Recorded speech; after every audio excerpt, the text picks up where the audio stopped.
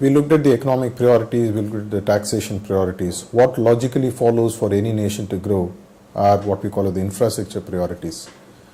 If you really look at it, the kind of work that needs to happen for any country to grow, a great extent of the investment has to go into the infrastructure, which consists of road, power, technology, rail, air, sea, and even inland waterways, and a few more items to add.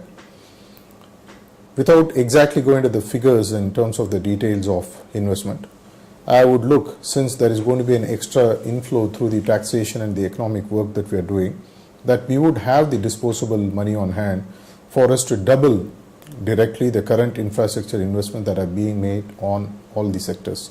This is point number one that I have for infrastructure priorities.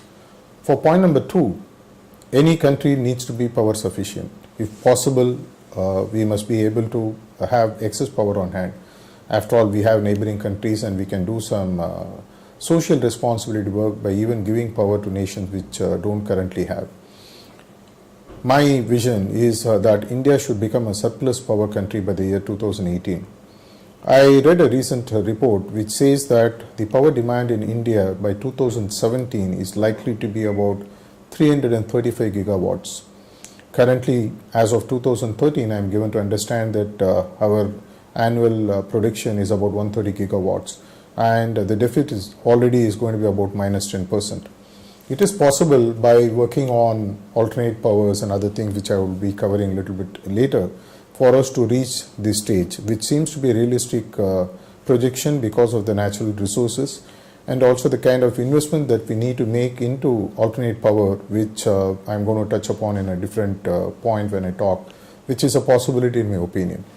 The third important point when it comes to infrastructure is the sustainability of water and the role of the government to offer water to all the citizens throughout the year. Today, if you really look at it, you have natural disasters thanks to the flooding of rivers happening across India in several places. And there are several areas where the water actually is at a deficit.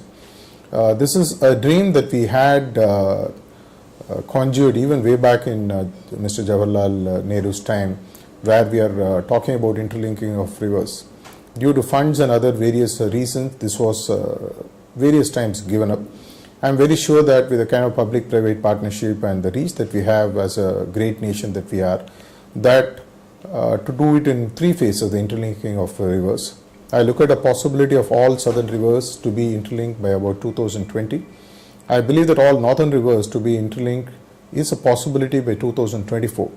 And if the PM to be is going to be pretty serious about this, they can get the project papers ready for both the interlinking of the southern and northern rivers by 2015, and the work can actually commence in 2015.